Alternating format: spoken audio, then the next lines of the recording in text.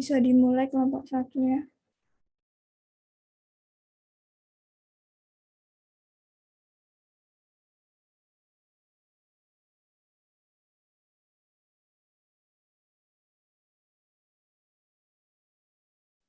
Baik, Assalamualaikum warahmatullahi wabarakatuh. Kami dari kelompok 1 akan melakukan presentasi Mr. Word, laporan hasil diskusi kelompok, rangkuman jurnal peran teknologi yang terkait dengan OT. Kelompok 1 terdiri dari Delma Putri Khairunisa dengan NIM 180, Zakiyatun Nisa Naila Farkiah dengan NIM 183, saya sendiri Hanifah Azah Alia dengan NIM 187, Safira Salsabila dengan NIM 214, serta Tantri Sulistiawati dengan NIM 218. Untuk halaman selanjutnya, saya serahkan ke teman saya, Delma.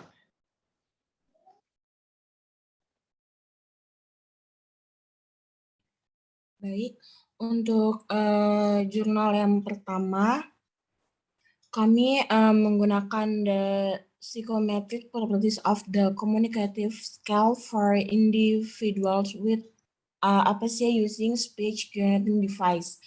Untuk tahun terbit jurnal pada tahun 2019, penulis jurnal yaitu Chris L. Brock, Erginder Cole, Melinda Corwin, and Ralph Way Scholzer. Untuk ringkasan isi jurnal, yaitu jurnal ini membahas tentang sifat psikometri pada 2 skala, peringkat pemangku kepentingan AAC dari PWA menggunakan SGD. Hasilnya menunjukkan bahwa CCS dan CSRS adalah bentuk pengukuran yang konsisten dan valid secara internal untuk menilai kompetensi komunikatif dari PWA. Penelitian ini melihat skala yang dapat memberikan wawasan berharga dari berbagai pemangku kepentingan AAC yang mungkin terbentuk pemilihan aplikasi, rencana intervensi, dan pengembangan keterampilan percakapan. Penelitian di masa depan harus fokus pada investigasi kepekaan. Selanjutnya skala ini untuk mendapatkan manfaat dalam pengobatan. Selanjutnya akan dilanjutkan oleh teman saya. Baik, untuk jurnal yang kedua, itu nama jurnalnya yaitu Asistif Teknologi. Untuk judul jurnal yaitu Caregiver, Teacher, and Assistant Use and Learning of Partner Strategies in Communication using high-tech speech generating device with children with severe cerebral palsy. Untuk tahun terbitnya yaitu tahun 2019. Untuk penulis jurnalnya yaitu Tegler, Helena Plath, Mia Blom Johansson, Monica Sonander, dan Karin. Untuk ringkasan isi jurnal yaitu anak dengan gangguan fisik, komunikasi, dan kognitif yang parah dapat memperoleh manfaat dari komunikasi augmentatif dan alternatif atau ACC tanpa bantuan dan ACC berbantu. ACC ini sendiri memiliki efek positif pada komunikasi fungsional, perilaku menantang, dan keterampilan bahasa reseptif dan ekspresif. ACC berbantu mencakup peralatan eksternal seperti papan komunikasi dengan gambar atau simbol grafik, atau perangkat penghasil suara atau SGD. Nah, SGD ini ada beberapa macam.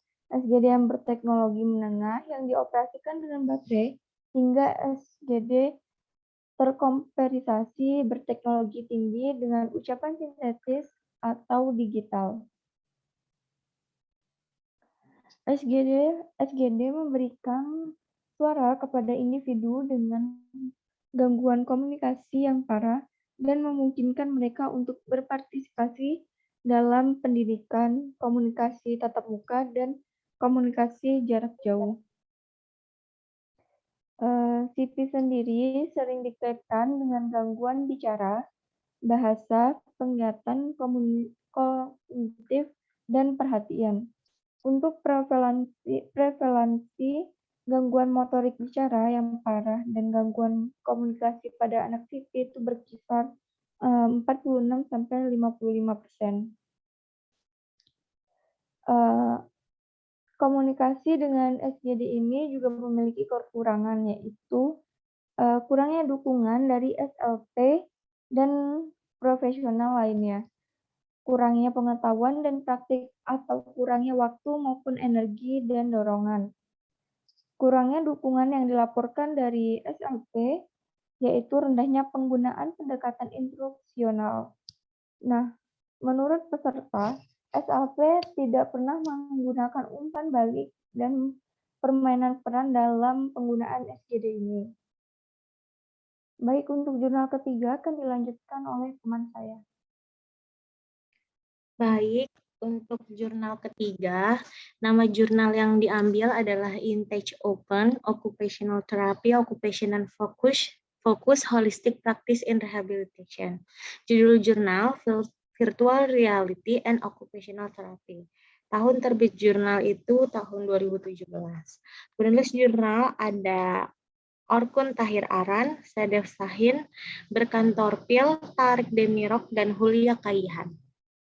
Lalu, rangkuman isi jurnal, virtual reality atau VR merupakan salah satu rehabilitasi 3 dimensi interaktif dan sangat menyenangkan tentunya.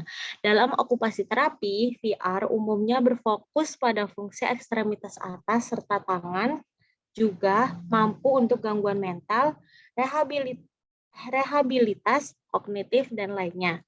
Pendekatan terapeutik dapat dilakukan melalui pendekatan berbasis pendidikan dengan video game, juga pendekatan rehabilitatif melalui exposure yang akan digunakan pada gangguan psikologis dan kejiwaan.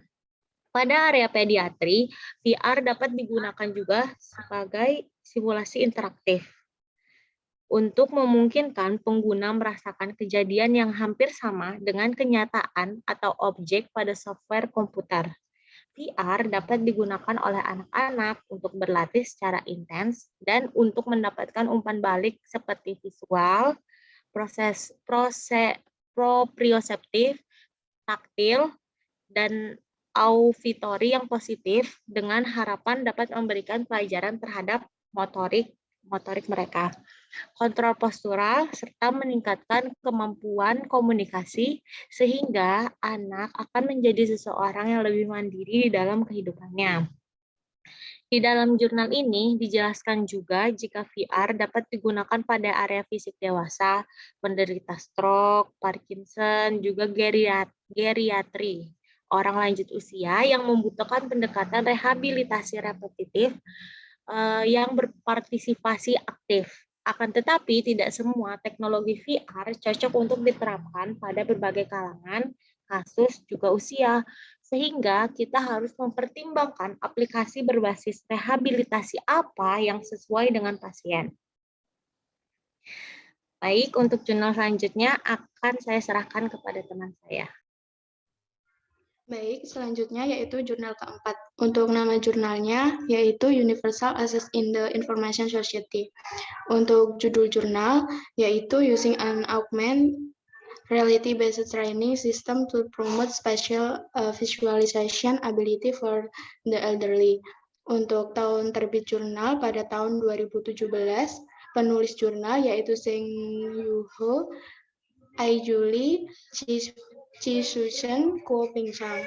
Selanjutnya, untuk ringkasan isi jurnal, yaitu penggunaan augmented reality dapat dimanfaatkan oleh okupasi terapis sebagai sarana meningkatkan kinerja pada area fisik dewasa yang berkaitan dengan kemampuan gerak lansia.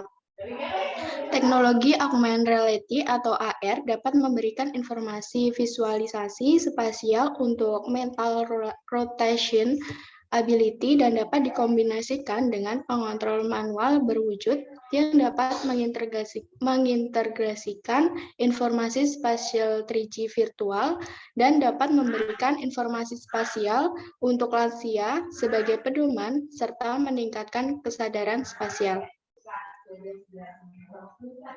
Sistem ARSVT merupakan tugas berbasis permainan yang menggunakan hand control yang sesuai dengan blok virtual 3G dengan menggunakan pengontrol fisik untuk mengontrol rotasi model virtual dan dapat menggunakan tangan mereka untuk memanipulasi model virtual secara langsung. Dengan penggunaan teknologi ARSVT pada lansia, mungkin lansia akan merasakan seolah-olah melihat rotasi blok virtual karena AR akan memberikan visualisasi 3G penuh yang akan membantu memahami kemampuan mental rotation ability 3G dan memberikan umpan balik persepsi visual. AR juga akan memberikan informasi pedoman spasial yang akan membantu lansia untuk menilai bentuk rangsangan yang mereka manipulasi atau lihat.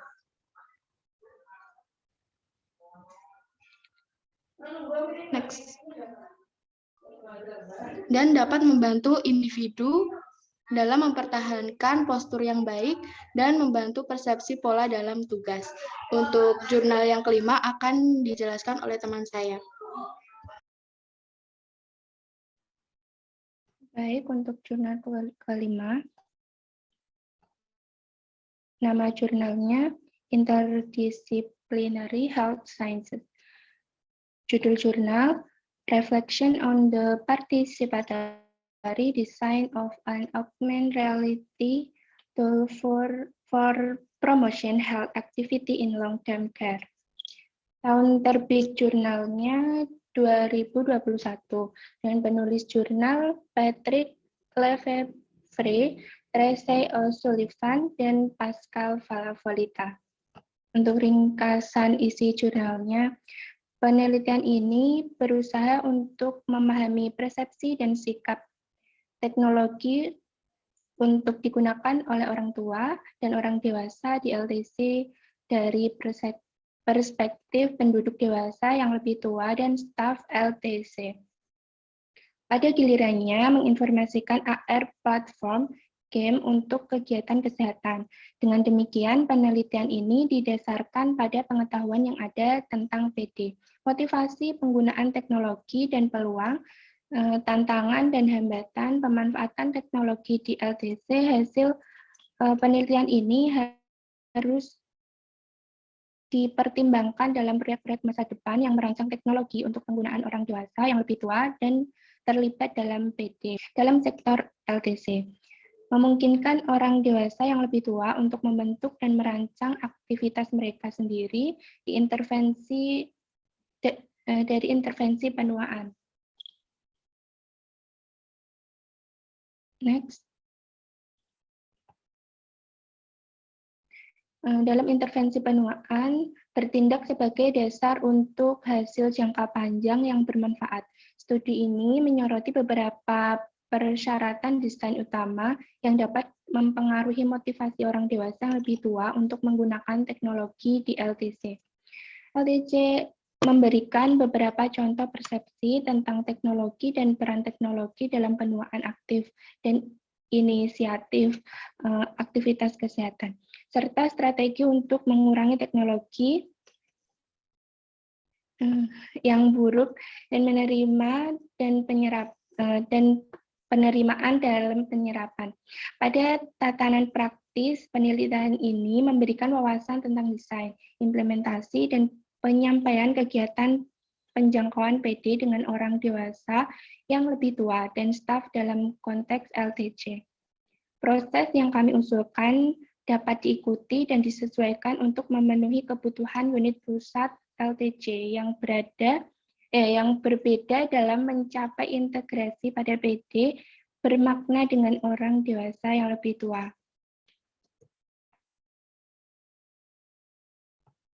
Baik, sekian presentasi dari kelompok kami. Jika ada pertanyaan atau sanggahan, dipersilakan.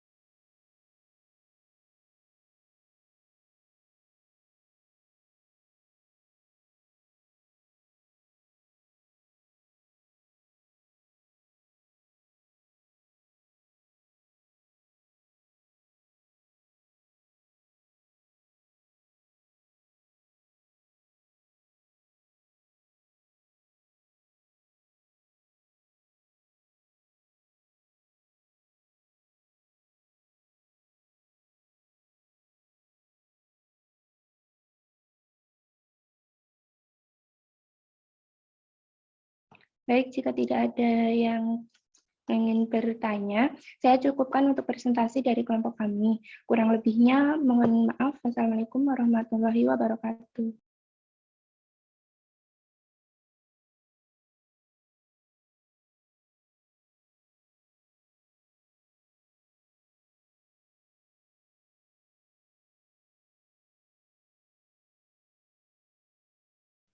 Bisa langsung dilanjut kelompok selanjutnya ya.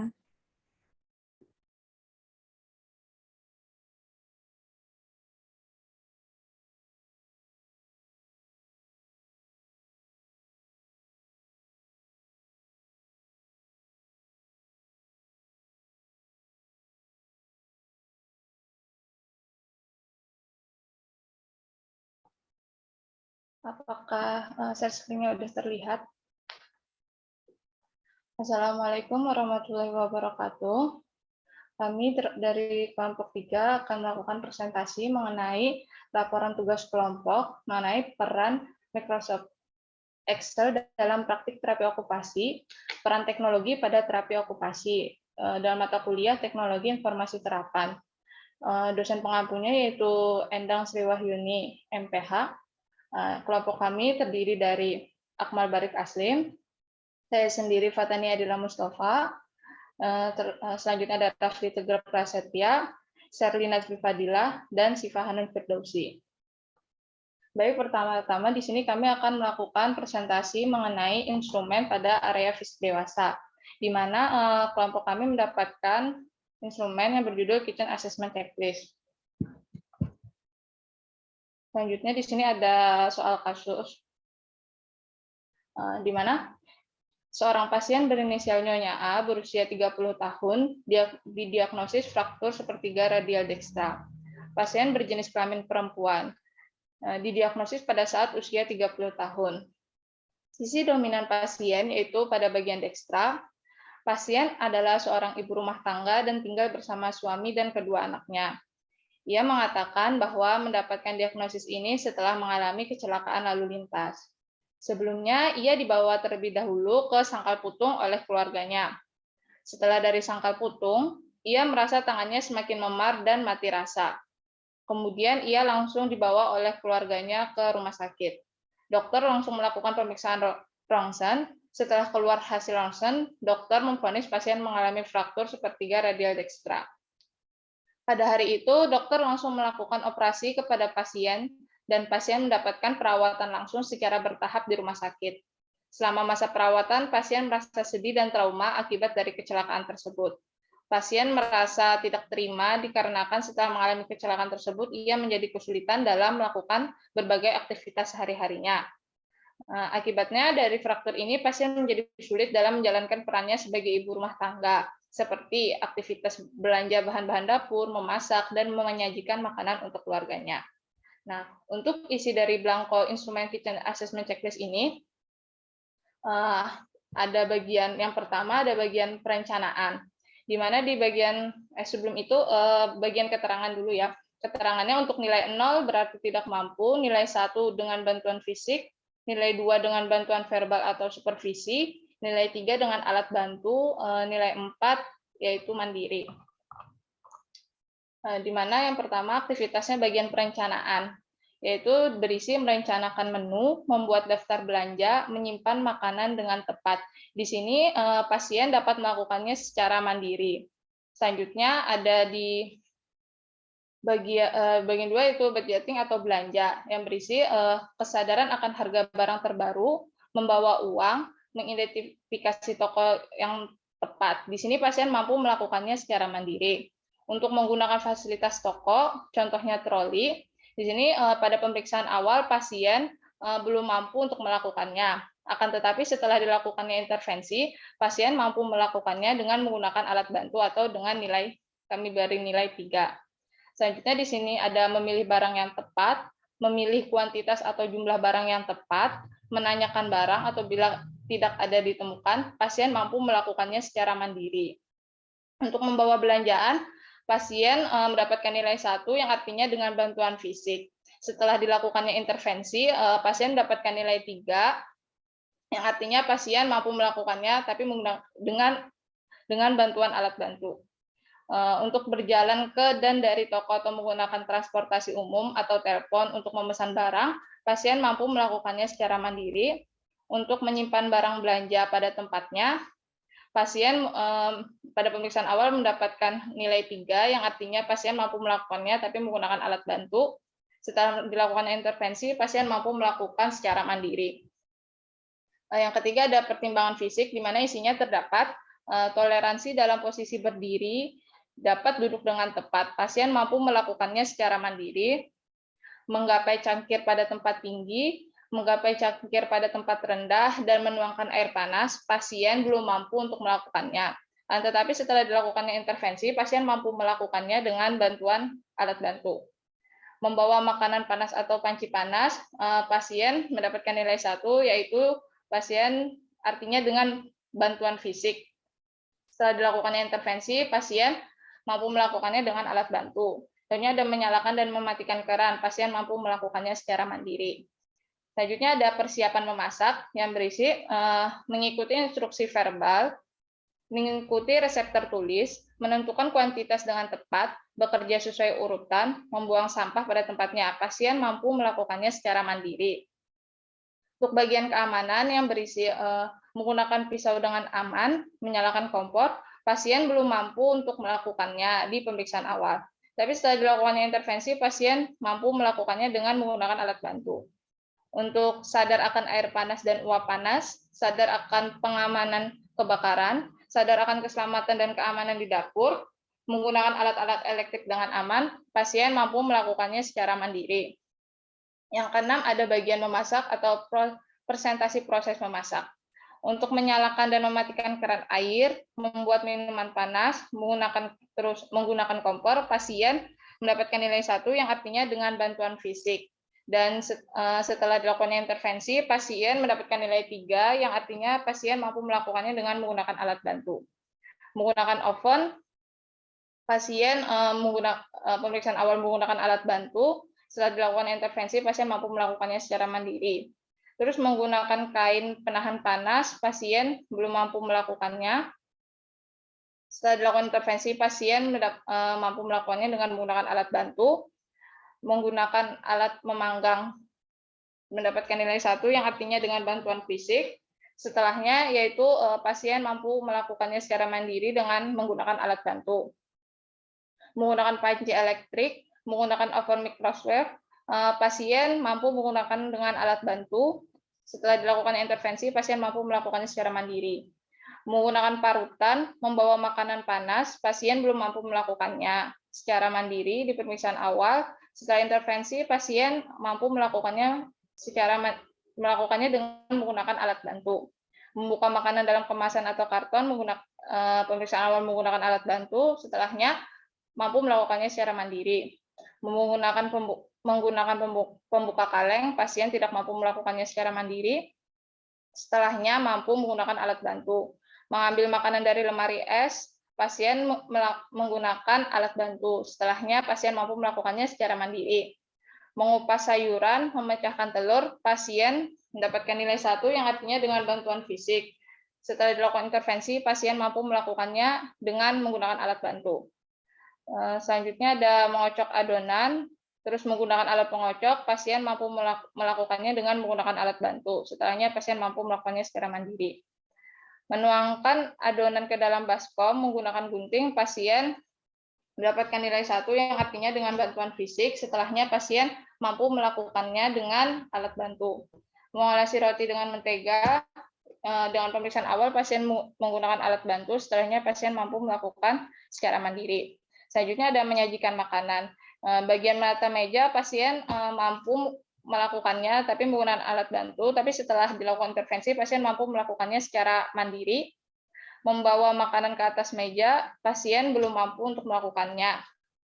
Tapi setelah dilakukan intervensi, pasien mampu melakukannya dengan menggunakan alat bantu. Membersihkan meja, mendapatkan nilai 1, yang artinya pasien dengan bantuan fisik.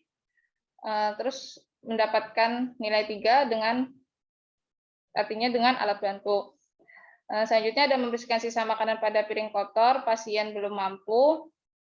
Mencuci piring, pasien mampu menggunakan dengan bantuan fisik, memerah serbet basah, menggosok atau mencuci panik, pasien belum mampu melakukannya. Memasukkan alat makan dalam dishwasher ini pasien mampu dengan dengan bantuan fisik. Membersihkan permukaan kerja atau dapur, pasien belum mampu. Mengelap kompor dan meja pasien dengan bantuan fisik. Tapi setelah dilakukannya intervensi, seluruhnya pasien mampu melakukannya dengan alat bantu.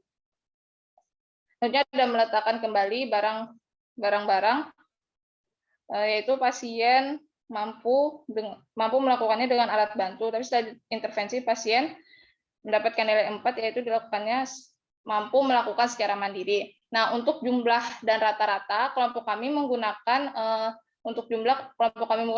rumus SAM, di mana kalau di nilai 1 ini kami dengan formatnya E19 sampai E21.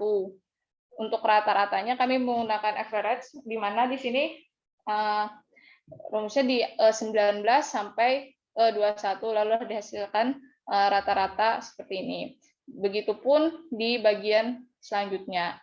Nah, di sini ada juga total skor keseluruhan dan total rata-rata keseluruhan.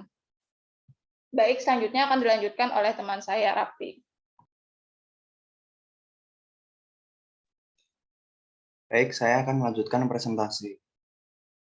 Berikutnya ada kesimpulan kemampuan pasien berdasarkan pemeriksaan awal. Pada aktivitas pertama, yaitu pada bagian perencanaan, pasien mampu melakukannya secara mandiri. Kemudian, pada aktivitas budgeting atau belanja, pasien kebanyakan mampu melakukan aktivitas tersebut secara mandiri. Namun, pada bagian menggunakan fasilitas toko berupa troli, pasien sama sekali tidak mampu melakukannya. Sedangkan saat membawa belanjaan, pasien memerlukan bantuan fisik dan menyimpan barang pada tempatnya. Pasien memerlukan alat bantu adaptif. Kemudian pada aktivitas ketiga, berupa pertimbangan fisik, pasien kebanyakan tidak mampu melakukannya secara mandiri. Nah, kemudian pada aktivitas keempat, berupa persiapan masak, pasien mampu melakukan semuanya secara mandiri. Lalu pada aktivitas kelima, berupa keamanan, pasien kurang lebih mampu melakukannya secara mandiri. Namun, pada aktivitas menggunakan pisau dan menyalakan kompor, pasien sama sekali tidak mampu melakukannya. Nah, kemudian pada aktivitas keenam, berupa memasak, pasien belum mampu melakukannya secara mandiri dan kebanyakan harus memerlukan bantuan fisik. Kemudian pada aktivitas ketujuh atau terakhir, yaitu menyajikan makanan, pasien kebanyakan belum mampu melakukannya secara mandiri dan harus memerlukan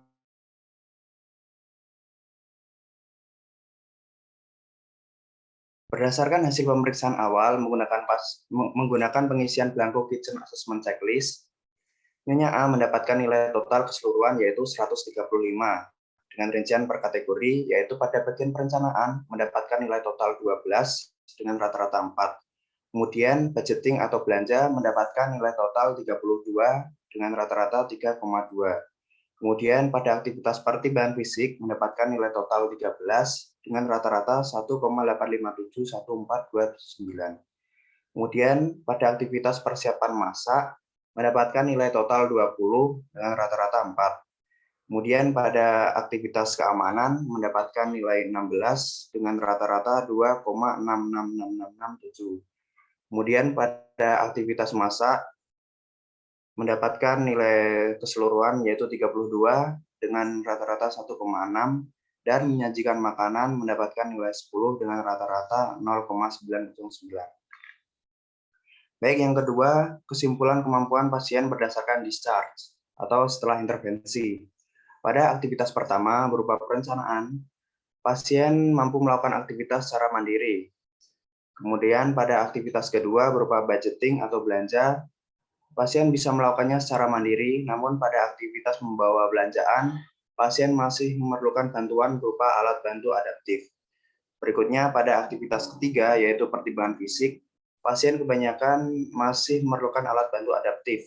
Untuk aktivitas keempat berupa persiapan memasak, pasien mampu melakukannya secara mandiri. Nah, kemudian pada aktivitas kelima berupa aktivitas keamanan, pasien sebagian besar sudah mampu melakukannya secara mandiri. Kemudian pada aktivitas menggunakan pisau atau menyalakan kompor, pasien masih memerlukan alat bantu adaptif. Kemudian pada aktivitas ke-6 berupa memasak, sebagian besar aktivitas pasien masih memerlukan alat bantu adaptif. Untuk aktivitas ke-7 yaitu menyajikan makanan, pasien sebagian besar masih memerlukan bantuan alat adaptif. Tetapi pada aktivitas menata meja atau meletakkan barang pada tempatnya, pasien sudah mampu melakukan aktivitas secara mandiri. Berdasarkan hasil pemeriksaan setelah intervensi, menggunakan pengisian blanko Kitchen Assessment Checklist, Nyonya A mendapatkan nilai total keseluruhan yaitu 219 dengan rincian per kategori yaitu pada bagian perencanaan mendapatkan nilai total 12 atau dengan rata-rata 4. Kemudian budgeting atau belanja mendapatkan nilai 38 dengan rata-rata 3,8. Kemudian aktivitas pertimbangan fisik mendapatkan nilai 24 dengan rata-rata 3,428571,429. Kemudian pada aktivitas keempat yaitu persiapan memasak mendapatkan nilai 20 dengan rata-rata 4. Aktivitas keamanan mendapatkan nilai 22 dengan rata-rata 3,6667.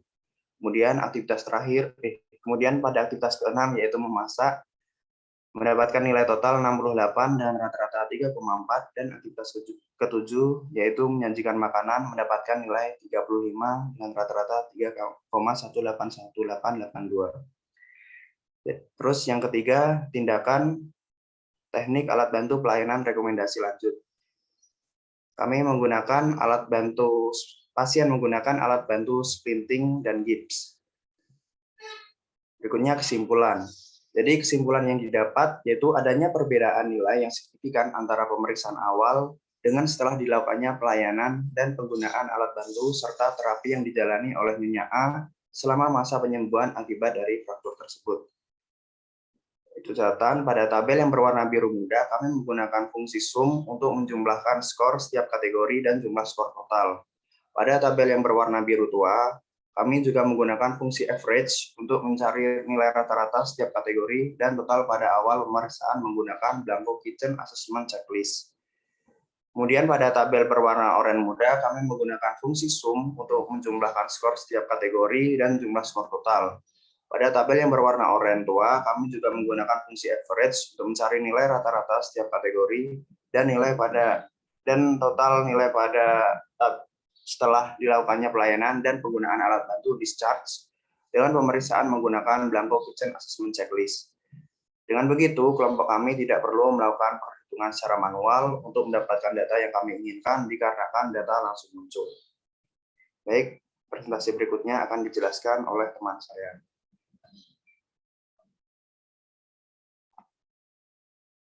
Baik, terima kasih Rafli. Untuk selanjutnya saya ambil alih. Berikut ini ada soal kasus di pediatri. Seorang pasien berinisial atas nama Ananda AS berusia 5 tahun dan berjenis kelamin perempuan. Pasien ini didiagnosis cerebral palsy pada usia 7 bulan. Nyonya M, ibunda dari Ananda AS, bercerita pertama kali ketika merasa anaknya kena penyakit ini ketika melihat anaknya belum bisa berbuat apa-apa. Kepalanya lemas dan tangannya mengepal. Karena itulah Nyonya M membawa anaknya ke fisioterapi. Fisioterapi itu mengatakan bahwa anak seusia 7 bulan seharusnya sudah bisa memegang benda dan meraih barang hanya dengan satu tangan, dan tangan lain menggenggam. Namun, Ananda AS belum mampu melakukan apapun. Karena penasaran, Nyonya M membawa anaknya ke dokter. Berdasarkan hasil diagnosis dokter, Nyonya M menyebutkan bahwa anaknya menderita cerebral palsy tipe spastic diplegia dengan keterlambatan perkembangan atau delay development. Nyonya M menangis ketika mendengar bahwa anaknya didiagnosis CP karena beliau merasa bahwa anaknya tidak seperti anak normal pada umumnya. Saat ini, Ananda AS tidak bersekolah dan hanya mengikuti program terapi saja karena postur dan tonus ototnya menurun. Sering mengepalkan tangan berulang kali dan terdapat masalah visual juga. Dokter mengatakan bahwa IQ-nya masih di bawah rata-rata dan masih belum mengerti apa-apa sama sekali. Jadwal terapinya dilakukan setiap hari Selasa. Berdasarkan evaluasi fungsi ekstremitas atas pada anak, maka dapat diketahui kodenya Dengan 0 tidak mampu melakukan. 1 kesukaran dapat melakukan hanya dengan bantuan. 2 sedikit kesukaran dapat melakukan dengan bantuan. 3 dapat melakukan dengan mudah. Untuk yang pertama, kita evaluasi terkait preferred hand. Yang pertama, dalam penggunaan pensil dan krayon. A. Seperti memegang dan menandai secara random. Dot to dot, mewarnai bentuk sederhana. Dapat disimpulkan, Ananda AS di kolom memegang dan menandai secara random mengalami kesukaran dan dapat melakukan hanya dengan bantuan. Sedangkan di penggunaan dot to dot, Ananda tersebut tidak mampu melakukannya sama sekali, dan dalam mewarnai bentuk sederhana, pasien dapat melakukan hanya dengan bantuan. Untuk yang kedua yaitu penggunaan kubus, seperti menyusun menara, membuat jembatan, dan membuat kereta. Berjumlah 6, dapat diketahui bahwa pasien mengalami kesukaran dan dapat melakukan hanya dengan bantuan. Di urutan pegboard, dalam bentuk kecil berdiameter 1 inci juga pasien mengalami kesukaran dan dapat melakukan hanya dengan bantuan. Berdasarkan jumlah, maka dapat diketahui bahwa kami menghitung untuk menjumlahkan nilai 0, maka kami menggunakan rumus sum I25 sampai I35. Untuk menjumlahkan nilai 1, kami menggunakan rumus sum J25 sampai J35. Untuk menjumlahkan nilai 2, kami menggunakan rumus sum K25 sampai dengan K35. Untuk menjumlahkan nilai 3, maka kami menggunakan rumus sum L25 sampai dengan L35. Untuk menjumlahkan keseluruhan nilainya, maka kami menggunakan rumus sum I36 tambah J36 tambah K36 tambah L36. Berikut komentar terhadap evaluasi di atas. Berdasarkan observasi dalam penggunaan pensil atau krayon menggunakan tangan kanan, seperti memegang dan menandai secara random, Ananda AS masih di tahap kesukaran dan hanya dapat melakukan aktivitas tersebut dengan bantuan, karena kesulitan menggenggam akibat cenderung mengepal. Pada aktivitas penggunaan pensil atau krayon seperti dot to dot, pasien tidak mampu sama sekali untuk melakukan aktivitas tersebut karena pasien kesulitan menggenggam dan cenderung mengepal. Sedangkan pada aktivitas mewarnai bentuk sederhana, pasien kesukaran dalam melakukan aktivitas tersebut karena pasien kesulitan menggenggam akibat dari kecenderungan pasien mengepal dan hanya dapat melakukan aktivitas tersebut dengan bantuan. Berdasarkan observasi dalam penggunaan aktivitas yang berbentuk kubus, menggunakan tangan yang berjumlah 6 kubus seperti pasien menyusun menara, membuat jembatan, membuat kereta, maka didapatkan hasil bahwa pasien kesukaran dalam mengerjakan aktivitas tersebut, karena pasien kesulitan menggenggam akibat tangan pasien cenderung mengepal dan hanya dapat melakukan aktivitas tersebut dengan bantuan. Berdasarkan observasi dalam aktivitas menggenggam menggunakan tangan kanan, sebuah bentuk tabung atau biasa disebut dengan pegboard yang berukuran kecil dan berdiameter 1 inci, dalam waktu 45-30 detik, didapatkan bahwa pasien kesukaran dalam mengerjakan aktivitas tersebut, karena pasien kesulitan menggenggam akibat tangan pasien cenderung mengepal dan hanya dapat melakukan aktivitas tersebut dengan bantuan. Untuk selanjutnya akan dijelaskan oleh teman saya, yakni Akmal. Baik, selanjutnya pada aktivitas tangan, yang satu aktivitas dengan gunting, yang A memegang dan memotong secara random, pasien mendapatkan nilai 1. Yang B memotong garis lurus, A mendapatkan nilai 0. C memotong garis kurva mendapatkan nilai 0. Yang D memotong gambar bintang mendapatkan nilai 0. Yang kedua menyerut pensil, pasien mendapatkan nilai 1. Yang tiga bead stringing, yang A yang besar jumlahnya 0, pasien mendapatkan nilai 0. Yang B yang kecil jumlahnya 0, pasien mendapatkan nilai 0. Yang keempat membuka dan menutup botol atau kaleng, pasien mendapatkan nilai 1. Yang kelima membuka buku atau halaman, pasien mendapatkan nilai 1. Untuk menjumlahkan nilai 0, maka menggunakan rumus sama dengan sum, buka kurung, I5 L56.2 I66. Didapatkan hasil sama dengan 0.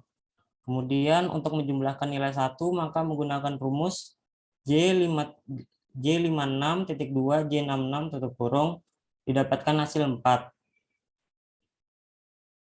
Untuk menjumlahkan nilai 2 maka menggunakan rumus sama dengan sum buka kurung K56.2 K66 tutup kurung didapatkan hasil sama dengan 0.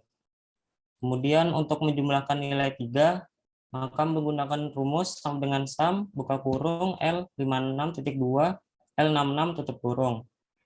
Didapatkan hasil sama dengan 0. Kemudian untuk menjumlahkan keseluruhan nilainya maka menggunakan rumus sama dengan sum buka kurung I67 ditambah J67 ditambah K67 ditambah L67 tutup kurung didapatkan hasil total keseluruhan nilainya sama dengan 4. Berdasarkan observasi dalam aktivitas penggunaan gunting menggunakan tangan kanan seperti memegang dan memotong secara random, pasien kesukaran dalam mengerjakan aktivitas tersebut dan hanya dapat melakukan aktivitas tersebut dengan bantuan.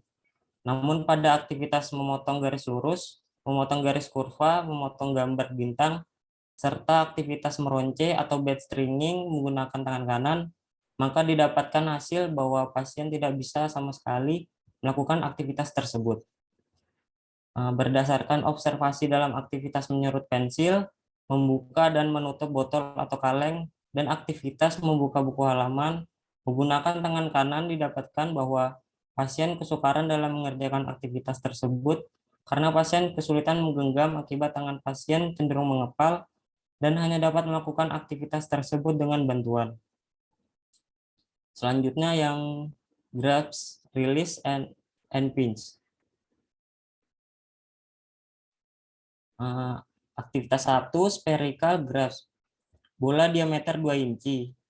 Untuk bagian sebelah kiri, pasien mendapatkan nilai 1, dan untuk bagian sebelah kanan, pasien mendapatkan nilai 1.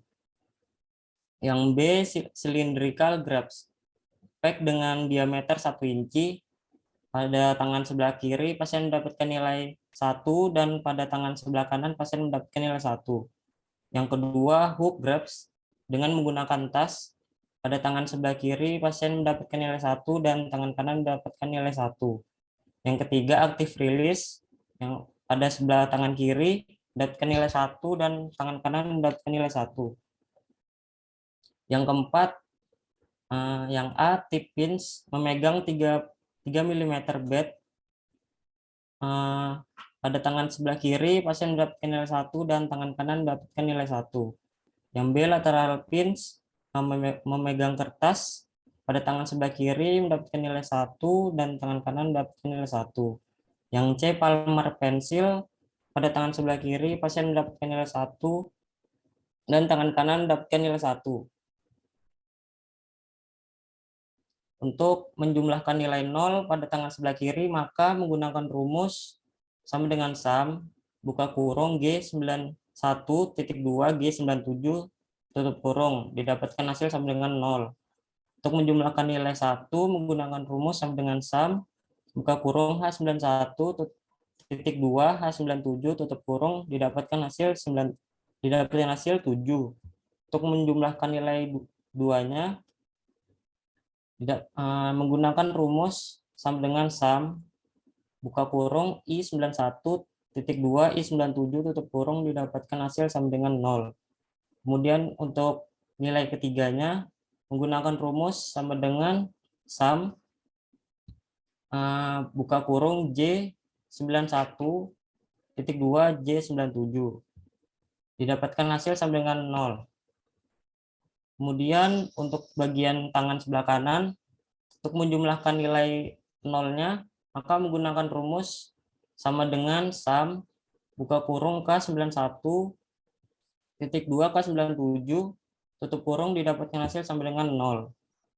Untuk menjumlahkan nilai 1, maka menggunakan rumus sama dengan sum, buka kurung L91.2 L97, didapatkan hasil sama dengan 7. Untuk menjumlahkan nilai 3, maka menggunakan rumus sama dengan sum, buka kurung, M91.2, M97, tutup kurung, didapatkan hasil sama dengan 0. Untuk menjumlahkan nilai ketiga, maka menggunakan rumus sama dengan sum, N91.2, N97, didapatkan hasil sama dengan 0. Kemudian untuk menjumlahkan keseluruhan nilainya, pada tangan sebelah kiri menggunakan rumus sama dengan sum, buka kurung, G98 ditambah H98 ditambah I98 ditambah J98, tutup kurung, didapatkan hasil total keseluruhan nilai sama dengan 7. Untuk menjumlahkan keseluruhan nilai pada tangan sebelah kanan, menggunakan rumus sama dengan sum, K98.2, L98.2, M98.2, N98, tutup kurung, didapatkan hasil total keseluruhan sama dengan 7. Kemudian komentarnya, berdasarkan observasi dalam aktivitas yang melibatkan bentuk tangan, spherical graphs, dan cylindrical graphs menggunakan tangan kanan dan tangan kiri, aktivitas yang melibatkan bentuk tangan, hook graphs, menggunakan tangan kanan dan tangan kiri, serta aktivitas yang melibatkan bentuk tangan, active release, menggunakan tangan kanan dan tangan kiri, maka didapatkan bahwa pasien kesukaran dalam mengerjakan aktivitas tersebut karena pasien kesulitan menggenggam akibat tangan pasien cenderung mengepal dan hanya dapat melakukan aktivitas tersebut dengan bantuan. Kemudian catatannya, pada tabel yang berwarna hijau muda, kami menggunakan fungsi sum untuk menjumlahkan skor setiap kategori baik pada tangan kanan maupun kiri. Serta pada tabel yang berwarna hijau tua, kami menggunakan fungsi sum untuk menjumlahkan setiap sub bagian pemeriksaannya. Selanjutnya akan dilanjutkan oleh teman saya, Siva. Baik, boleh di next sheet-nya. Baik, jadi di sini saya akan menjelaskan mengenai belangko psikososial, yakni BAFV-SIS atau BAFV skala interaksi sosial. Dengan soal kasusnya sendiri, ada seorang pasien berinisial Tuan Y, berusia 32 tahun, diagnosis skizofrenia tak terinci dengan multiaksialnya yaitu F20.3. Pasien berjenis kelamin laki-laki ini didiagnosis pada usia 25 tahun. Ia mengatakan bahwa mendapatkan diagnosis ini saat diperiksakan oleh keluarganya ke psikiater. Awalnya, pasien merasa tidak mengalami diagnosis ini. Akan tetapi, setelah melakukan wawancara bersama keluarganya, pasien mendapatkan nilai GAF scale sebesar 60 hingga 51 yang menunjukkan gejala sedang atau moderate. Hal ini juga dikarenakan sejak pasien didiagnosis skizofrenia tak terinci ini, keluarganya selalu membantu semua aktivitas yang beliau lakukan. Saat ini, pasien mendapatkan rawat jalan serta mendapatkan terapi obat-obatan. Meskipun sudah mendapatkan penanganan medis, hal ini masih tetap mengganggu aktivitas kesehariannya. Tuan Y tidak dapat melakukan aktivitas yang sesuai dengan usianya, yaitu bekerja. Dikarenakan Tuan Y memiliki trauma saat melakukan aktivitas bekerja, yaitu diberi beban kerja yang terlalu berlebih, sehingga pasien merasa selalu digandrungi rasa takut dan tidak berguna oleh atasannya. Saat berada pada fase manik, Tuan Y sulit mengendalikan dirinya. Namun saat berada di fase depresi, pasien mengaku sangat tidak bersemangat untuk melakukan hal apapun, serta seringkali berpikiran untuk mengakhiri hidupnya. Tuan Y juga mengatakan bahwa pernah melakukan percobaan bunuh diri, namun berhasil diketahui oleh keluarganya. Hal ini tentunya sangat mengganggu keseharian pasien. Baik pada fase manik maupun depresi, pasien seringkali menolak ajakan sosialisasi yang akhirnya banyak orang yang malas untuk mengajak Tuan Y untuk bersosialisasi karena sering ditolak. Bila fase depresi, beliau juga sering merasa bahwa ada halusinasi, delusi, dan kekacauan dalam berpikir yang membuat pasien digandrungi oleh banyak suara yang menginginkan pasien untuk mengakhiri hidupnya karena dianggap tidak berguna. Tuan Y juga merasa bahwa mengerjakan tugas dan hal lainnya lebih baik dikerjakan secara mandiri. Inilah yang membuat Tuan Y sulit bersosialisasi sehingga merasa nyaman apabila melakukan aktivitas kesehariannya secara mandiri. Berdasarkan soal kasus di atas, dapat langsung diisikan pada blanko basis untuk kategori interaksi sosial yang pertama komunikasi verbal. Saat wawancara tatap muka mendapatkan nilai 3, saat makan bersama mendapat nilai 2, saat kategori situasi kelompok yang tidak terstruktur mendapat nilai 4, saat aktivitas kelompok terstruktur mendapat nilai 3, dan saat kelompok verbal terstruktur mendapat nilai 2, dengan jumlah total 14. Dan untuk level aktivitas, saat wawancara tatap muka mendapat nilai 4, saat makan bersama mendapat nilai 4, saat situasi kelompok yang tidak struktur mendapat nilai 4, saat aktivitas kelompok terstruktur mendapat nilai 3, saat kelompok verbal terstruktur mendapat nilai 2 dengan jumlahnya 17. Untuk perilaku yang bisa diterima sosial saat wawancara mendapat nilai 4, saat makan bersama mendapat nilai 4, saat situasi kelompok yang tidak struktur mendapat nilai 4, saat aktivitas kelompok terstruktur mendapat nilai 3, saat kelompok verbal terstruktur mendapat nilai 2, dengan total 17. Dan untuk kategori interaksi sosial yang keempat, yaitu respon terhadap figur otoriter, saat wawancara tatap muka, pasien mendapat nilai 3 saat makan bersama tidak dapat dinilai, saat situasi kelompok yang tidak terstruktur tidak dapat dinilai, saat aktivitas kelompok terstruktur mendapat nilai 2, saat kelompok verbal terstruktur mendapat nilai 2 dengan total jumlah skor 7. Dan untuk kemandirian atau ketergantungan, saat wawancara tatap muka mendapat nilai 3, saat makan bersama mendapat nilai 3, saat kelompok yang tidak struktur mendapat nilai 4, saat aktivitas kelompok terstruktur mendapat nilai 4, dan saat kelompok verbal terstruktur mendapat nilai 2, dengan jumlah skor 16. Dan untuk kemampuan bekerja sama atau berhubungan dengan orang lain, saat wawancara tatap muka tidak dapat dinilaikan, saat makan bersama mendapat nilai 3, saat situasi kelompok yang tidak struktur mendapat nilai 4, saat aktivitas kelompok terstruktur mendapat nilai 2, dan saat kelompok verbal terstruktur mendapat nilai 2, dengan jumlah skor 11. Dan untuk kategori interaksi sosial yang terakhir, yaitu partisipasi dalam aktivitas kelompok, saat wawancara tatap muka tidak dapat dinilaikan, saat makan bersama tidak dapat dinilaikan, saat situasi kelompok yang tidak struktur mendapat nilai 3, saat aktivitas kelompok terstruktur mendapat nilai 3, saat kelompok verbal terstruktur mendapat nilai 2, dengan jumlah skor 8. Untuk kategori interaksi sosial, untuk jumlah akhirnya yaitu mendapatkan nilai 90. Dengan rumusnya sendiri adalah sama dengan SAM N6 hingga N12.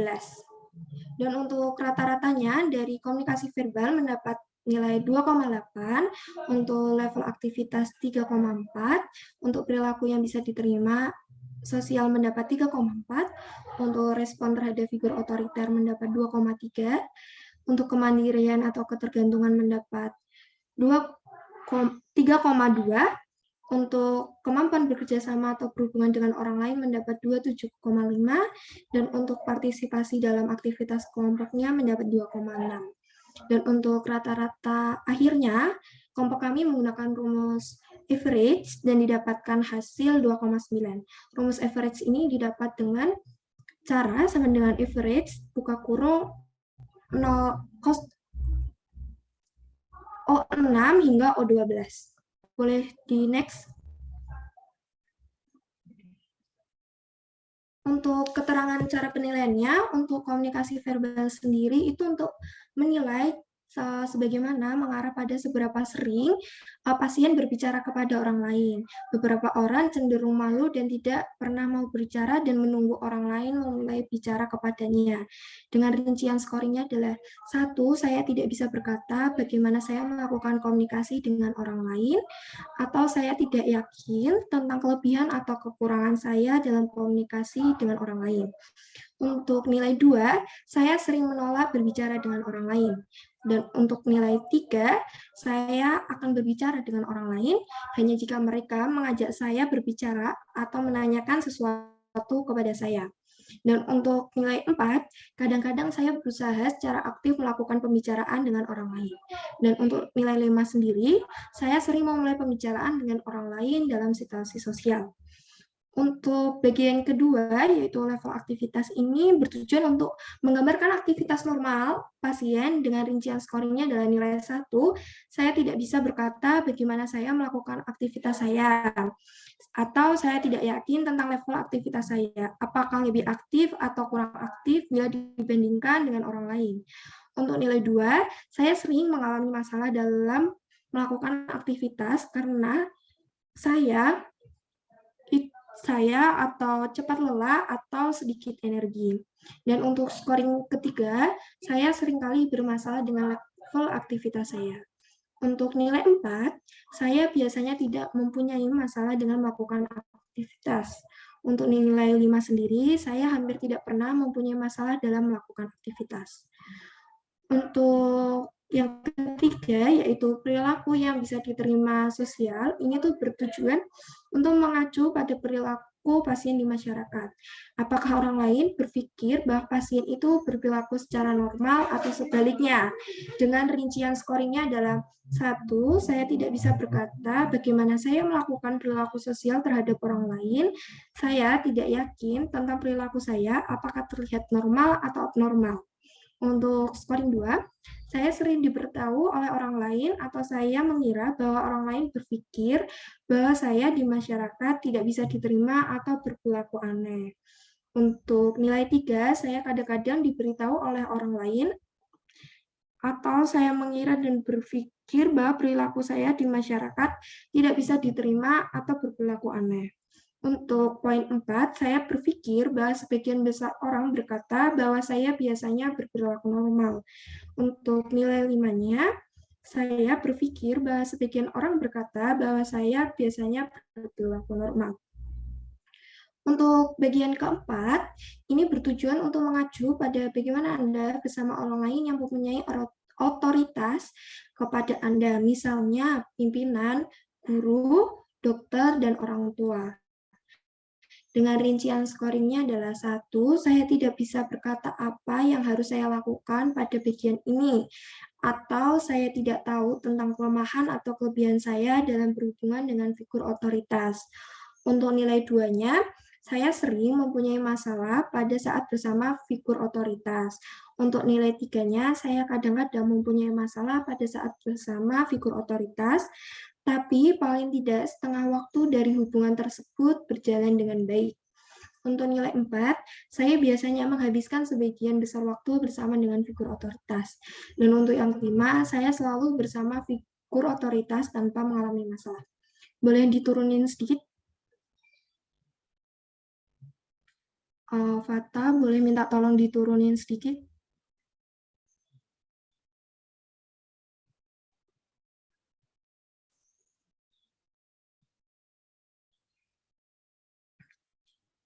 Oke, yang terakhir yaitu partisipasi dalam aktivitas mohon maaf. Yang selanjutnya, kemandirian atau ketergantungan. Mengacu pada seberapa sering Anda membutuhkan bantuan atau arahan dari orang lain untuk melakukan tugas Anda. Misalnya, Anda menanyakan pada orang lain sebelum membuat keputusan atau sebelum memulai tugas baru dengan rincian skornya adalah 1, saya tidak bisa berkata tentang kemandirian atau ketergantungan saya terhadap orang lain, atau saya tidak yakin apakah saya mandiri atau tergantung pada orang lain. Dan untuk nilai 2, sebagian besar saya tergantung pada orang lain untuk membantu saya mengerjakan sesuatu atau membuat keputusan. Untuk nilai 3, kadang-kadang saya mandiri. Untuk nilai 4, setengah waktu saya tergantung pada orang lain untuk membantu saya melakukan sesuatu atau membuat keputusan. Untuk 5, saya biasanya membuat keputusan sendiri atau berusaha menghadapi hal-hal baru bila perkiraan saya mampu melakukan sendiri. Dan untuk nomor 6, scoring 6, saya selalu membuat keputusan sendiri dan mencoba hal-hal baru. Untuk yang Poin selanjutnya yaitu kemampuan bekerja sama atau berhubungan dengan orang lain. Ini bertujuan untuk mengacu pada seberapa baik Anda saat bersama orang lain, bagaimana Anda bekerja, pergi ke sekolah, pergi dengan teman, bersama suami atau istri, dan lain sebagainya. Dengan rincian skornya adalah 1, saya tidak bisa berkata, saya tidak yakin mengenai kelebihan atau kekurangan saya saat bekerja atau bersama dengan orang lain. Untuk scoring 2, saya sering mengalami masalah saat bersama dengan orang lain. Untuk yang ketiga, saya kadang-kadang mengalami masalah saat bersama orang lain, tapi setengah waktunya berjalan dengan baik. Untuk yang poin keempat, saya biasanya tidak ada masalah saat bersama orang lain, sebagian besar waktu. Dan untuk yang kelima, saya selalu bersama orang lain tanpa mengalami masalah. Untuk yang sub akhir, yaitu partisipasi dalam aktivitas kelompok, ini tuh bertujuan untuk mengacu pada seberapa sering pasien memilih untuk bergabung dengan aktivitas kelompok dan seberapa aktif pasien berpartisipasi pada grup. Misalnya pada tim olahraga atau terapi kelompok. Dengan scoringnya sendiri adalah 1, apabila pasien itu tidak bisa berkata apapun. Pasien tidak yakin seberapa besar partisipasinya terhadap kelompok. Apakah lebih baik atau lebih buruk dibandingkan orang lain. Untuk scoring 2, saya hampir tidak pernah bergabung pada aktivitas kelompok. Untuk scoring 3, kadang-kadang saya bergabung dengan aktivitas kelompok lain. Kira-kira setengah waktu yang saya miliki bergabung di kelompok. Dan yang untuk keempat, seringkali saya bergabung dengan kelompok, dan untuk 5, saya bergabung dan secara aktif berpartisipasi pada kelompok atau klub. Jadi dapat diambil kesimpulan dari scoring di atas dan keterangan yang barusan saya jelaskan tadi. Untuk area evaluasi fungsionalnya, rata-rata pasien itu untuk komunikasi verbalnya mendapat 28 dari skor rata-rata keseluruhan 29, level aktivitas 3,4 dari rata-rata 2,9, perilaku yang bisa diterima sosial 3,4, respon terhadap figur otoriter 2,3, kemandirian atau ketergantungan 3,2, kemampuan bekerja sama atau berhubungan dengan orang lain 2,75, partisipasi dalam aktivitas kelompoknya 2,67. Dari skor rata-ratanya sendiri adalah 2,9. Dan berdasarkan area situasinya, untuk wawancara tatap mukanya itu pasien mendapatkan skor 3,4, saat makan bersama 3,2, saat situasi kelompok yang tidak struktur 3,83, saat aktivitas kelompok terstruktur 2,85, dan untuk kelompok verbal terstrukturnya mendapat 2, dari skor rata-ratanya sendiri ada 3,05. Dan untuk total skor dari pemeriksaan Blanco BAFP skala interaksi sosialnya sendiri adalah 90 dengan rata-rata keseluruhannya baik pada area evaluasi fungsional dan area situasinya sendiri mendapat 2,99. Jadi ringkasannya berdasarkan hasil pengisian Blanco BAFP skala interaksi sosial, Tuan Y didapatkan hasil pada area fungsional sendiri 90 dengan rincian per kategorinya yaitu komunikasi 14, level aktivitas 17, perilaku yang bisa diterima sosial 17, respon terhadap figur otoriter 7, kemandirian atau ketergantungan 16, kemampuan bekerja sama atau berhubungan dengan orang lain 11, dan partisipasi dalam aktivitas kelompoknya 8. Serta pada area situasinya mendapatkan jumlah skor sebesar 90. Dengan rincian per kategorinya yaitu saat wawancara tatap muka 17, saat makan bersama 16, saat kelompok yang tidak struktur 23, saat aktivitas kelompok terstruktur 20, dan saat kelompok verbal terstruktur mendapatkan nilai 14. Dan untuk catatan, pada tabel yang berwarna biru muda, kami menggunakan fungsi sum untuk menjumlahkan skor setiap kategori dan juga skor totalnya. Selain itu, kelompok kami juga menggunakan fungsi average atau rata-rata pada setiap kategori dan total. Jadi dengan begitu, kelompok kami tidak perlu melakukan perhitungan secara manual untuk mendapatkan data yang kami inginkan, karena data dapat langsung muncul. Mungkin sekian dari presentasi kelompok kami. Apakah ada yang mau ditanyakan? Kelompok kami persilahkan.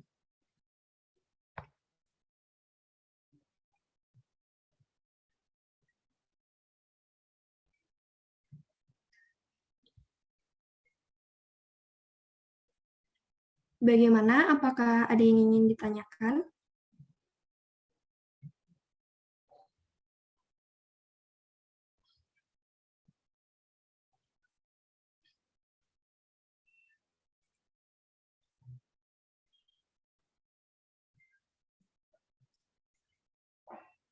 Baik, jika tidak ada yang ingin ditanyakan, kelompok kami izin undur diri. Mohon maaf apabila ada kekurangan maupun salah kata. Wassalamualaikum warahmatullahi wabarakatuh. Waktu dan tempat kami persilahkan.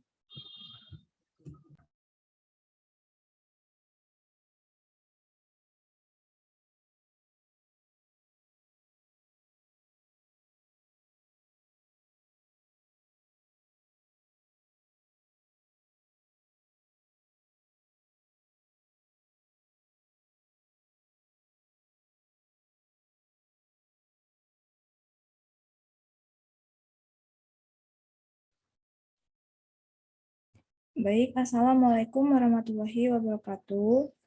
Selamat pagi, terima kasih kepada para audien yang telah hadir pada room Zoom hari ini. Kami dari kelompok 5 akan mempresentasikan tugas peran Microsoft Word dalam praktik terapi okupasi mata kuliah Teknologi Informasi Terapan dosen pengampu Ibu Endang Sri Wahyuni MPH. Di sini anggota kelompok kami yang pertama ada Agustina Sekar Yuandita, Dinda Vinka Salsabila Nur, Ersi Nindya, dengan saya sendiri Intan Aulia Filiandari dan Zelva Afifah Putri. Selanjutnya, di sini saya akan mempresentasikan jurnal yang pertama, yaitu jurnal pertama dengan penulis yang pertama ada Megan E. Getely, PDH, OTD, yang kedua ada Linda Tikli Deknen, PDH, yang ketiga ada Deborah J. Voiditich, BSc, OTRL, SLV, dan yang keempat ada Nathan Ward, PDH, yang kelima ada Karen Landin, MSc, PDH, yang keenam ada Lauren R. Mu, MD. Kemudian dengan tahun penerbit jurnal 2001 dengan nama jurnal Jemir Rehabilitation and Assistive Technologies dengan judul jurnal Video Telehealth Occupational Therapy Service for Older Veteran National Server Study. Dengan ringkasan isi jurnal yaitu telehealth video bertujuan untuk perawatan khusus seperti terapis okupasi secara histori kurang berkembang dari sekitar 1,5 juta total pertemuan FAHOT pada tahun 2018. Kurang dari 1 dikirim menggunakan telehealth. Terapis memainkan peran kunci dalam mendukung partisipasi orang dewasa yang lebih tua dalam kehidupan sehari-hari, seperti mandi dan berpakaian, aktivitas instrumental kehidupan sehari-hari atau IADL, seperti manajemen obat dan persiapan makan, dan modifikasi rumah untuk meningkatkan keamanan dan mencegah cedera. Meskipun bukti untuk telerehabilitasi berkembang dengan telehealth video digunakan untuk latihan, ulasan terbaru tentang telehealth menyoroti kurangnya bukti. Selanjutnya ada hambatan untuk menggunakan teknologi bagi orang dewasa yang lebih tua, termasuk teknis yang rendah dan preferensi beberapa orang dewasa yang lebih tua untuk telepon. Telepon secara inherent terbatas untuk perawatan klinis karena tidak memiliki visual komponen. Mirip dengan telepon, teknologi asinkron seperti aplikasi kesehatan seluler dan berbasis tablet yang telah digunakan dengan orang dewasa yang lebih tua tidak memiliki komponen langsung yang sangat penting untuk menanggapi kebutuhan klien.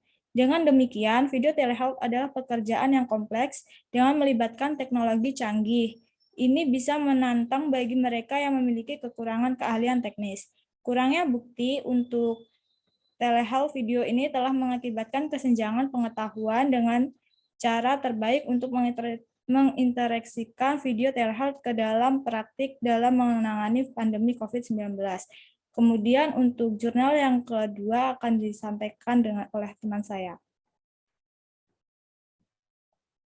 Baik, akan saya lanjutkan. Jadi jurnal yang kedua ini diteliti oleh 9 penulis. Yang pertama ada Menon Gay, yang kedua ada Matthew Laby, yang ketiga ada Naomi Sigrin Tremblay, dan 6 peneliti lainnya. Untuk tahun penerbitan jurnal, tahun ini diterbitkan pada tahun 2021. Nama jurnalnya JMAR, Rehabilitation and Assistive Technologies. Judul jurnalnya, Adapting a Person's Home in 3D Using a Mobile App, MapIt, Participatory Design Framework Investigating the App's Acceptability. Untuk ringkasan isi jurnalnya, jadi seseorang yang mengalami hambatan fisik atau disabilitas akan terganggu dan merasa kesulitan ketika ingin melakukan hal-hal yang mereka sukai, butuhkan, dan yang mereka inginkan. Kapasitas tubuh yang mereka miliki itu tidak optimal untuk berada di lingkungan sekitarnya. Jadi di sini terapis okupasi berperan untuk bisa menelusuri potensi yang ada pada rumah pasien, sehingga mampu memfasilitasi kemandirian pasien, mengidentifikasi adaptasi yang harus dilakukan pada rumah pasien, agar keterlibatan pasien dalam kegiatan fungsional dapat meningkat. Berdasarkan tinjauan yang dilakukan oleh Sharp dan rekannya bahwa memodifikasi rumah akan meningkatkan fungsi, memaksimalkan pemberian perawatan, dan meminimalisir risiko jatuh pada orang dengan beberapa gangguan.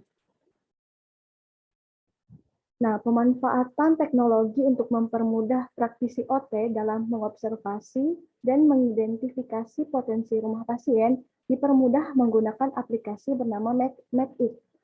MapIt ini didasarkan pada teknologi RTAB Map dan memungkinkan robot otonom untuk menavigasi ruang interior besar yang ditempati oleh elemen dinamis dan atipikal.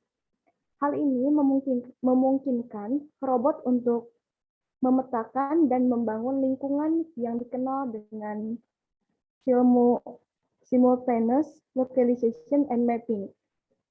Jadi MapIt ini merupakan aplikasi seluler yang relatif mudah digunakan dan tersedia di berbagai smartphone. Dilengkapi dengan sensor gerak dan kamera pendeteksi kedalaman untuk memindai ruangan dan menghasilkan representasi gambar 3D dalam waktu singkat kurang dari 5 menit. Model 3D yang dihasilkan juga dapat divisualisasikan pada perangkat lunak komputer yang memfasilitasi pengukuran elemen arsitektur. Untuk jurnal selanjutnya akan dijelaskan oleh teman saya. Kemudian jurnal yang ketiga ditulis oleh Antti Nguyen dan kawan-kawan yang diterbitkan pada tahun 2020 ke dalam JMIR Rehabilitation and Assistive Technologies dengan judul A Mobile App Directory of Occupational Therapists who Provide Home Modifications, Development and Preliminary Usability Evaluation. Ringkasan isi jurnalnya, awalnya didasari dari evidence-based home modifications yang berperan penting bagi pasien lansia. Tujuannya untuk meningkatkan keamanan dan kemandirian saat melakukan HDR. Intervensi home modifications menggunakan strategi kompensasi dan peralatan adaptif untuk memfasilitasi kinerja yang lebih aman. Kemudian dibuatlah sebuah aplikasi seluler yang bernama Home Medirs, di mana dapat memudahkan pasien lansia untuk mencari daftar nama okupasi terapis yang menyediakan home modifications tersebut. Salah satu fitur lainnya yaitu dapat mencari bantuan home modifications bagi mereka yang berpenghasilan rendah. Aplikasi ini harus menyesuaikan desain dengan perubahan kognitif dan sensori terkait usia yang semakin bertambah. Dikarenakan tidak semua pasien lansia dapat memahami penggunaan teknologi, para pengasuh dan tenaga kesehatan harus mencari cara agar aplikasi ini mudah dipahami dan diakses oleh pasien lansia. Selanjutnya akan dijelaskan oleh teman saya.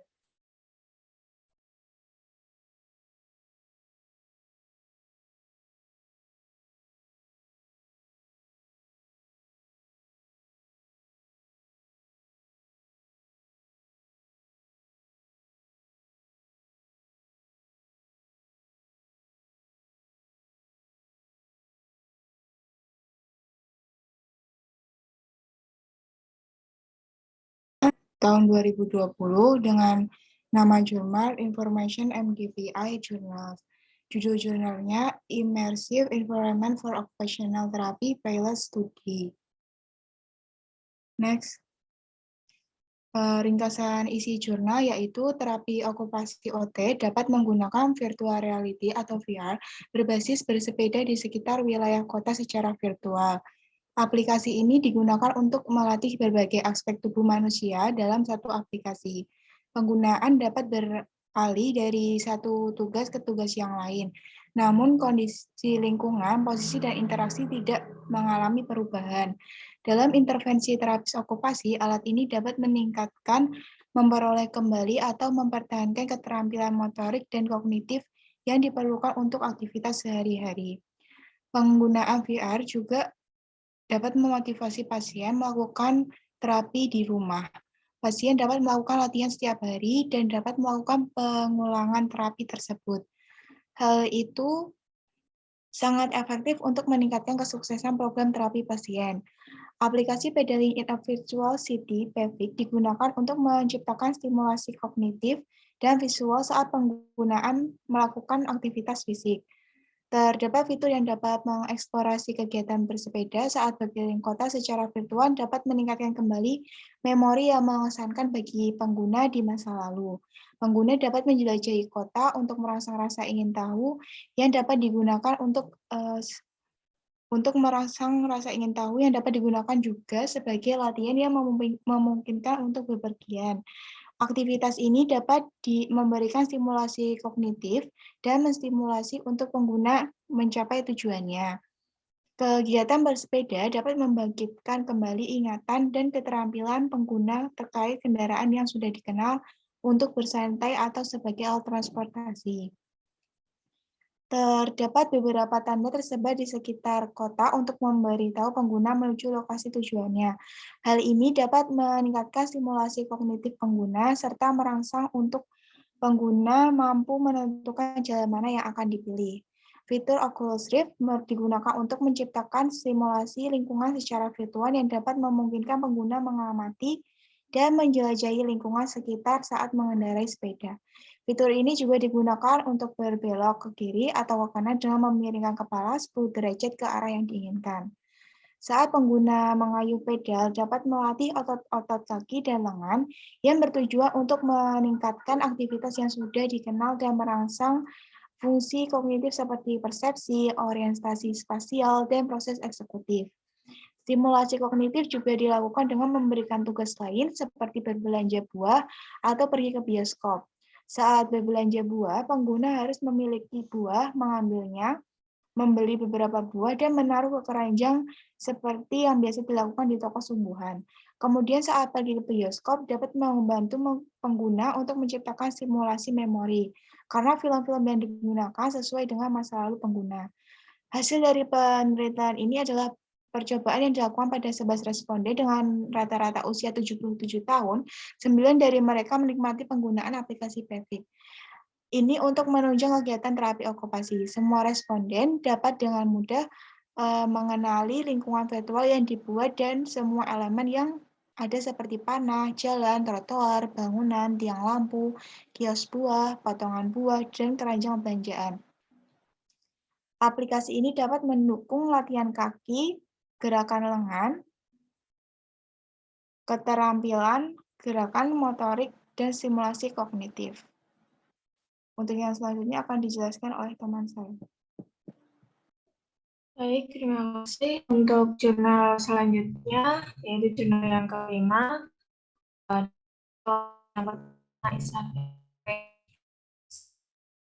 Antonio Segura Fragoso, yang ketiga Juan Jose Criado Alvarez, yang keempat Marta Rodriguez Hernandez, yang kelima Alicia Mohedano Moriano, yang keenam Begoña Polonio Lopez.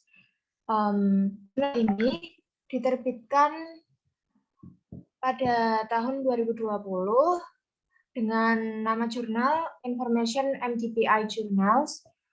Judul jurnal ini adalah Effectiveness of Virtual Reality Systems to Improve the activities of daily life in older people.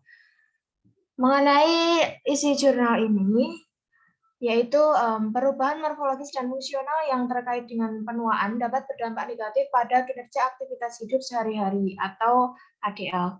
Diperkirakan bahwa sekitar 20 hingga 25% orang yang tinggal di komunitas berusia di atas 75 tahun mungkin mengalami keterbatasan dalam kapasitas mereka untuk melakukan aktivitas sehari-hari.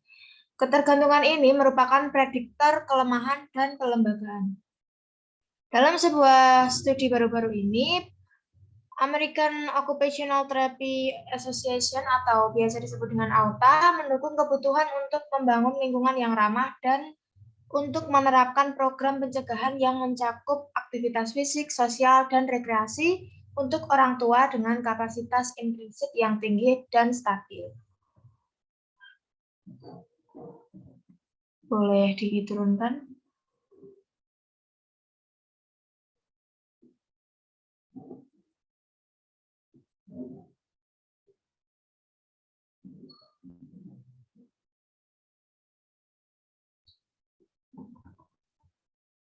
Dalam beberapa tahun terakhir, ada minat yang tumbuh dalam penggunaan sistem realitas virtual atau VR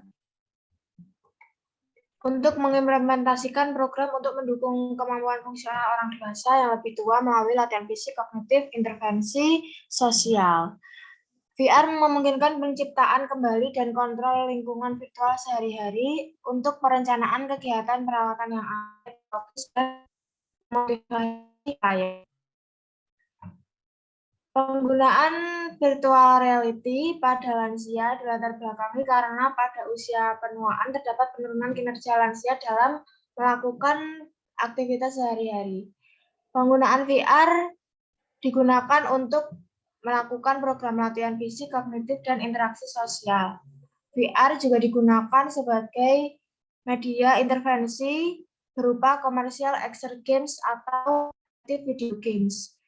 VR merupakan suatu teknik yang inovatif dan layak untuk mendukung dan meningkatkan otonomi fungsional lansia yang ada di komunitas tersebut.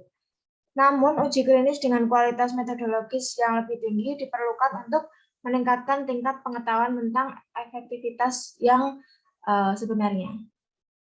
Sekian presentasi dari kami. Apakah ada yang ditanyakan?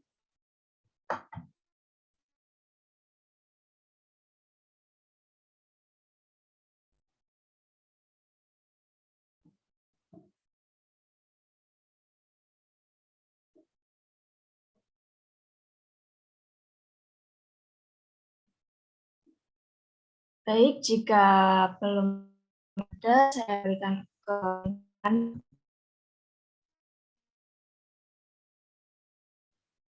Baik, cukup sekian presentasi dari kelompok 5. Bila ada kurang dan lebihnya, kami mohon maaf. Kami undur diri. Wassalamualaikum warahmatullahi wabarakatuh.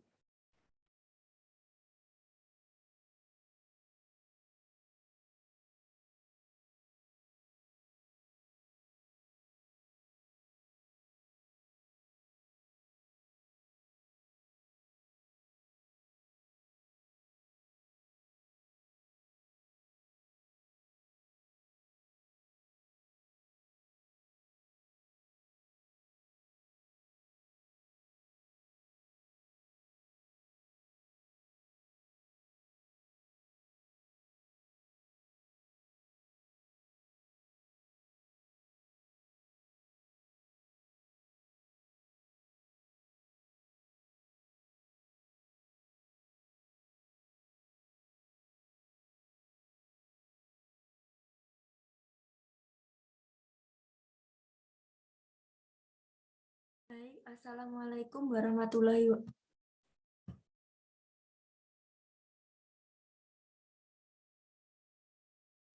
Mohon maaf, Assalamualaikum warahmatullahi wabarakatuh. Selamat pagi teman-teman. Kami dari kelompok 6 akan mempresentasikan mengenai tugas penghitungan instrumen menggunakan Microsoft Excel. Sebelumnya, perkenalkan anggota dari kelompok kami, yaitu yang pertama, Saya sendiri, Anggita Putri Pratama, NIM P272280200172. Yang kedua, Aisyah Eka Saputri, NIM P272280200175. Yang ketiga, Dwi Atika Putri, NIM P272280202182.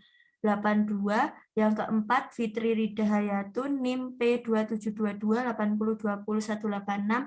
Dan yang terakhir yaitu Linda Lestari Ningsih dengan NIM P272280202198. Di sini kami akan mempresentasikan instrumen yaitu BDI, KPSP, dan VRSF. Yang pertama yaitu BDI. Untuk aplikasi kasus, pasien berinisial Tuan N, berjenis kelamin laki-laki, berusia 46 tahun. Pasien tinggal di Klaten, Jawa Tengah. Tuan N dirujuk ke okupasi terapi sejak 3 bulan yang lalu. Karena sering tidak fokus ketika diajak bicara, terlihat bingung dan kesulitan dalam melakukan aktivitas. Tuan N saat ini sudah berkeluarga, memiliki 1 istri dan 1 anak. Tuan N memiliki perusahaan properti yang sudah dijalani selama 2 tahun. Tuan N mengalami suatu kejadian yang membuat perusahaan yang dimilikinya kemudian bangkrut. Tuan N telah ditipu oleh rekan kerjanya pada saat melakukan investasi sehingga Tuan N harus kehilangan banyak uang dan terlilit hutang yang banyak. Setelah kejadian itu, Tuan N merasa sangat menyesal terutama pada keluarganya yang awalnya bisa hidup dengan kecukupan, sekarang tidak memiliki harta sedikit pun. Hal ini membuat Tuan N menjadi sering melamun, sulit tidur atau mudah terbangun saat tidur malam hari dan merasa dirinya tidak berharga lagi. Tuan N juga banyak kehilangan minat dan melakukan aktivitas karena sudah merasa tidak bisa melakukan apapun atau percaya dengan siapapun. Tuan N saat ini berada di rumah orang tuanya karena istri dan anaknya pergi meninggalkan Tuan N karena sudah tidak memiliki apa-apa yang bisa diharapkan. Dengan hal ini, Tuan N menjadi lebih terpuruk dan merasa sedih dengan apa yang terjadi. Pada kasus ini, okupasi terapis melakukan pemeriksaan menggunakan belangko BDI untuk melakukan pemeriksaan tingkat depresi yang dialami Tuan N dengan menjawab beberapa pertanyaan yang ada pada instrumen ini. Yang pertama, nama atau inisial yaitu Tuan N, jenis kelamin laki-laki, berada pada bangsal Pandawa, usia 46 tahun. Untuk pertanyaan yang pertama, apakah saat ini Anda merasa sedih?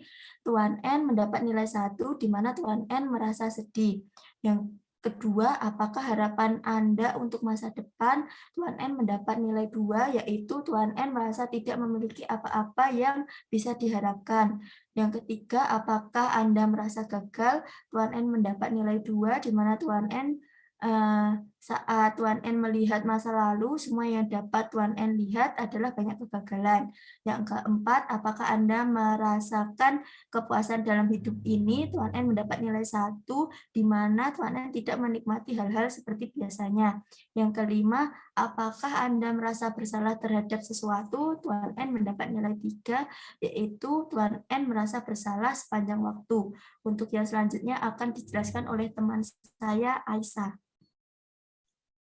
Baik, selanjutnya untuk pertanyaan yang nomor 6, apakah kegagalan yang pernah Anda alami sebagai hukuman mendapat nilai 0 karena Tuan N tidak merasa sedih?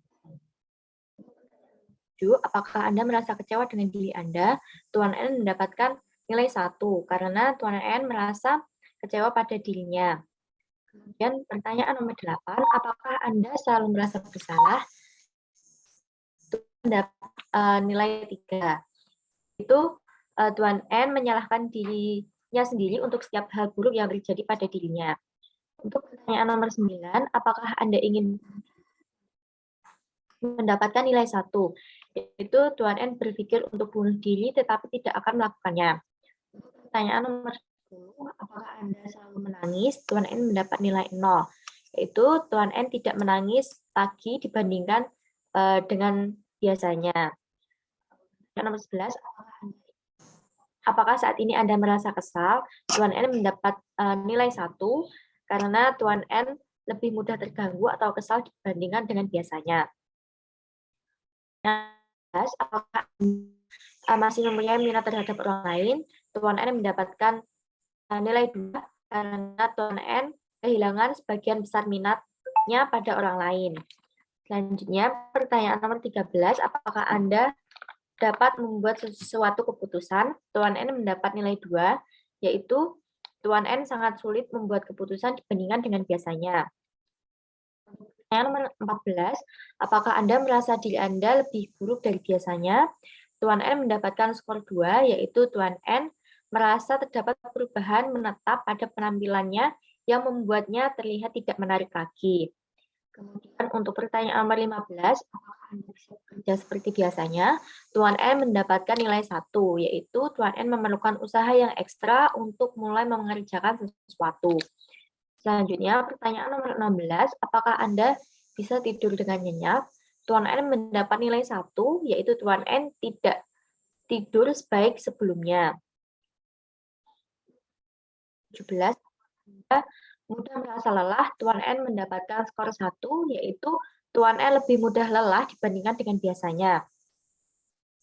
Untuk pertanyaan nomor 18, akan Anda berkurang, Tuan N mendapatkan nilai 1, yaitu nafsu makannya tidak sebaik biasanya. Untuk pertanyaan nomor 19, apakah Anda merasa berat badan Anda menurun? Tuan N mendapatkan nilai 1, yaitu berat badan Tuan N berkurang lebih dari 2,5 kg.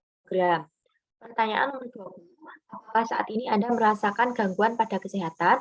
Tuan N mendapatkan nilai 0, yaitu Tuan N tidak lebih khawatir tentang kesehatannya dibandingkan dengan biasanya. Apakah Anda masih mempunyai minat terhadap seks?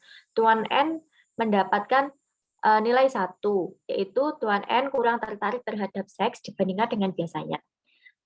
Berdasarkan skor yang diperoleh Tuan N dari menjawab pertanyaan-pertanyaan di atas, yaitu total nilai yang didapatkan oleh Tuan N yaitu 28, di mana interpretasi nilainya jika nilai total 0 sampai 9 termasuk dalam gejala depresi minimal, nilai 10 sampai 16 gejala depresi ringan, nilai 17 sampai 29 depresi sedang, dan nilai 30 sampai 63 termasuk dalam depresi berat. Dalam kasus ini yang didapatkan Tuan N yaitu 28, sehingga Tuan N termasuk dalam depresi sedang. Untuk instrumen selanjutnya akan dilanjutkan oleh teman saya. Untuk yang kedua yaitu instrumen pemeriksaan KPSP. Aplikasi kasusnya, seorang ibu berinisial Nyonya A datang ke klinik pelayanan okupasi terapi bersama seorang anaknya yang berinisial Ananda B yang berusia 1 tahun 9 bulan. Nyonya A mengatakan bahwa anaknya sering rewel saat meminta sesuatu. Ananda B juga masih terjatuh saat berjalan dan pada saat minum menggunakan cangkir atau gelas dengan sendiri masih berantakan atau tumpah. Kemudian terapis melakukan beberapa pemeriksaan kepada Ananda B. Salah satu instrumen yang digunakan adalah KPSP, Kuesioner Pra-Screening Perkembangan, yang sesuai dengan usia Ananda B yaitu usia 21 bulan. Pada instrumen ini, alat dan bahan yang dibutuhkan adalah kismis, bola tenis, dan kubus. Untuk posisi yang pertama, anak di pangku ibunya atau duduk sendiri di tepi meja periksa. Yang pertama, letakkan kismis di atas meja dekat anak. Apakah anak dapat mengambil dengan ibu jari dan jari telunjuk? Jawabannya tidak. Yang kedua, gelindingkan bola tenis ke arah anak. Apakah anak dapat menggelindingkan atau melempar bola kembali kepada terapis? Jawabannya tidak. Yang ketiga, beri kubus di depannya. Minta anak meletakkan satu kubus di atas kubus lainnya, satu tingkat saja. Dan jawabannya ya. Pemeriksaan dari poin 1 sampai 3 untuk memeriksa gerak halus. Yang kedua, menanyakan kepada ibu. Apakah dapat menunjukkan apa yang diinginkan tanpa menangis atau merengek? Jawabannya tidak. Yang kelima, apakah anak dapat minum dari cangkir atau gelas sendiri tanpa tumpah? Jawabannya tidak. Yang keenam, Apakah anak suka meniru bila ibu sedang melakukan pekerjaan rumah tangga seperti menyapu, mencuci, dan lain-lain? Jawabannya ya. Untuk poin 4, 5, 6, ini untuk mengetahui sosialisasi dan kemandirian. Untuk mengetahui bicara dan bahasa, kita menanyakan kepada ibu apakah anak dapat mengucapkan minimal 3 kata yang mempunyai arti, selain kata mama dan papa. Jawabannya ya. Untuk mengetahui gerak kasar, di sini dapat menanyakan apakah anak pernah berjalan mundur minimal 5 langkah. Jawabannya tidak. Yang ketiga, posisi anak yaitu berdiri. Letakkan kubus di lantai, minta anak memungut. Apakah anak dapat memungut dan berdiri kembali tanpa berpegangan? Jawabannya tidak.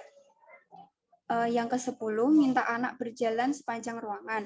Dapatkah ia berjalan tanpa terhuyung atau jatuh? Jawabannya tidak. Untuk interpretasinya, yang pertama, bila jawabannya 9-10, perkembangan anak sesuai dengan tahapan perkembangan. Yang kedua, bila jawabannya 7-9, perkembangan anak meragukan. Yang ketiga, bila jawabannya 6 atau kurang, kemungkinan ada penyimpangan. Untuk kasus ini, jawabannya tidak. Jadi, anak kemungkinan ada penyimpangan. Untuk selanjutnya akan dilanjutkan oleh teman saya.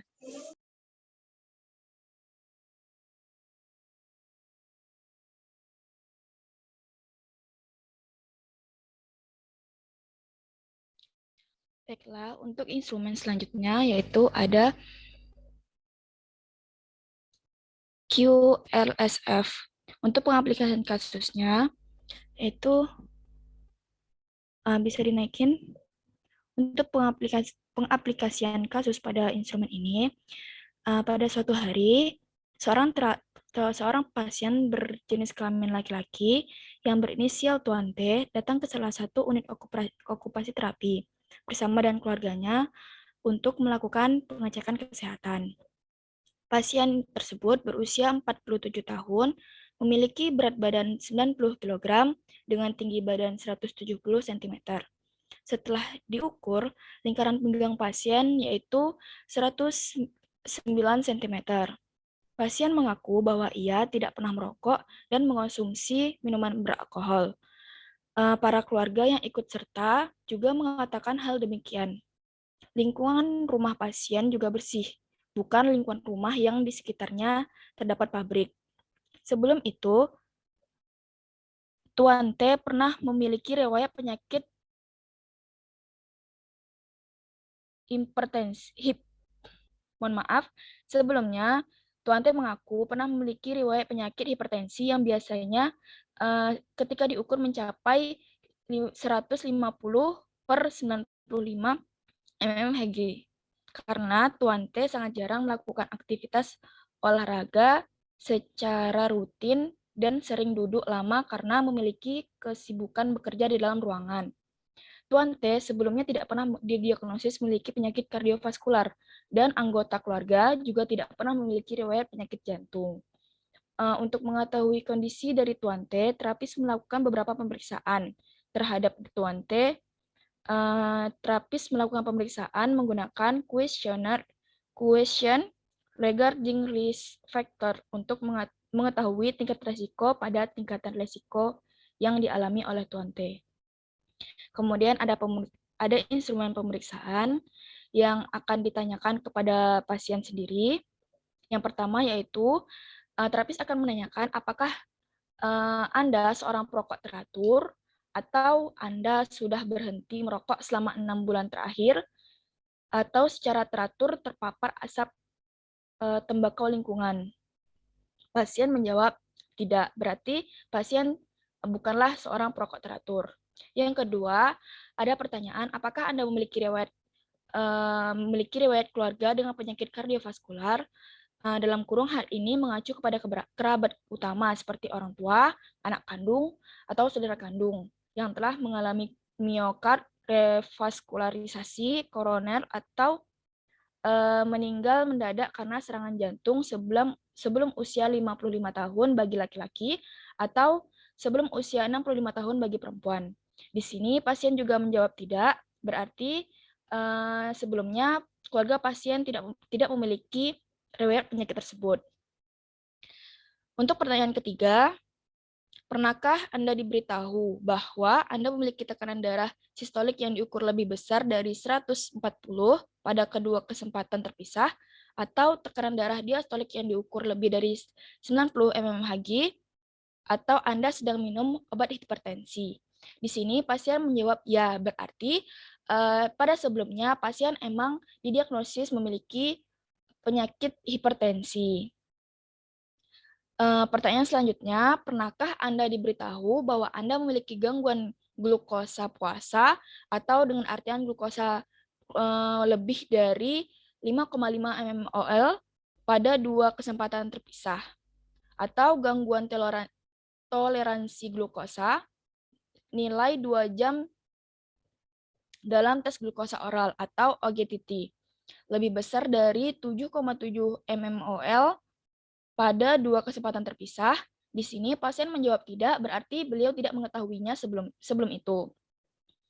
Selanjutnya, pernahkah Anda diberitahu bahwa Anda memiliki konsentrasi kolesterol total lebih dari 5,2 mmol atau konsentrasi lipoprotein di densitas rendah dari 3,37 mmol atau konsentrasi lipoprotein densitas tinggi kurang dari 1,04 mmol, atau bahkan Anda sedang menjalani pengobatan penurunan lipid. Di sini pasien menjawab tidak, berarti pasien tidak mengalaminya. Kemudian selanjutnya, apakah Anda memiliki pekerjaan di mana Anda duduk untuk waktu yang lama dan tidak melakukan kegiatan olahraga secara teratur? Dalam artian olahraga teratur sebagai 30 menit aktivitas fisik intensitas sedang setidaknya 3 hari dalam seminggu. Di sini pasien menjawab ya. Bisa diturunkan lagi.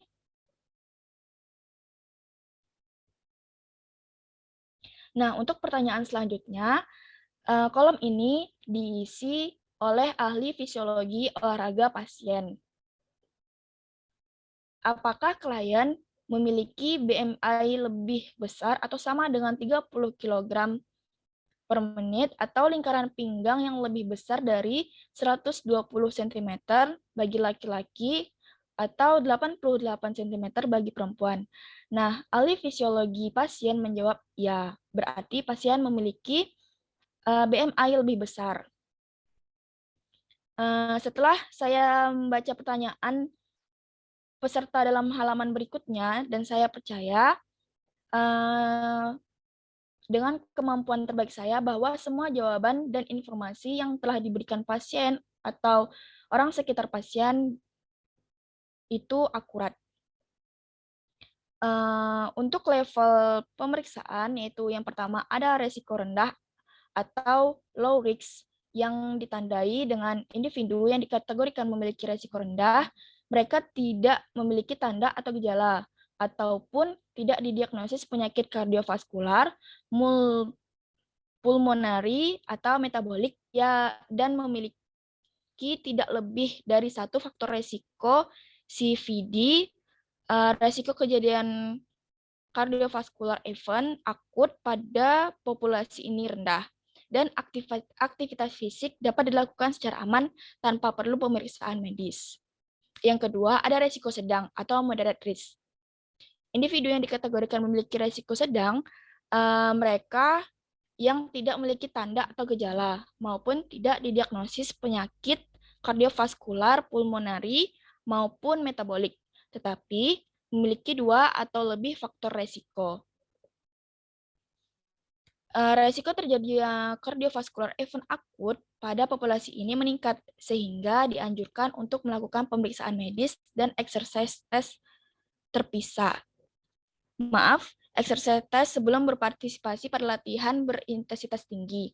Namun demikian, jika individu hanya melakukan aktivitas berintensitas rendah atau sedang, pemeriksaan medis tidak perlu dilakukan. Untuk resiko yang ketiga, yaitu ada resiko tinggi atau high risk.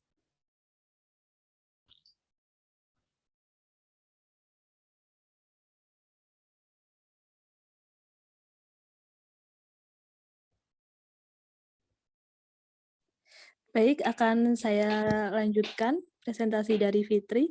Yang ketiga yaitu resiko tinggi atau high risk. Individu yang dikategorikan beresiko tinggi adalah mereka yang memiliki salah satu atau lebih dalam tanda atau gejala ataupun telah didiagnosa memiliki penyakit kardiovaskular, pulmonari, atau metabolik. Resiko terjadi kardiovaskular event akut pada populasi ini sangat besar, sehingga dianjurkan untuk melakukan pemeriksaan medis dan memperoleh medical clearance sebelum melakukan aktivitas fisik atau latihan pada semua intensitas latihan. Baik, cukup presentasi dari kelompok kami. Apakah ada pertanyaan yang mau disampaikan dari teman-teman?